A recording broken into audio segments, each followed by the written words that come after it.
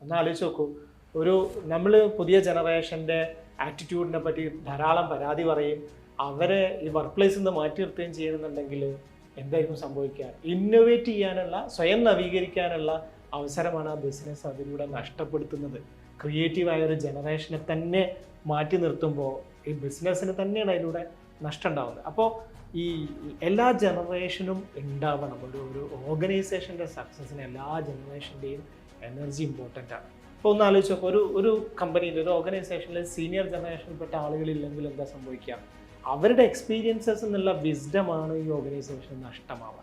അവരുടെ ഇമോഷണൽ സ്റ്റെബിലിറ്റിയാണ് ഇവിടെ നഷ്ടമാവുക. നമുക്ക് സ്ട്രക്ചർ വേണം. ഒരു ഓർഗനൈസേഷൻ സക്സസ്ഫുള്ളി മുന്നോട്ട് പോകണമെങ്കിൽ സ്ട്രക്ചർ വേണം.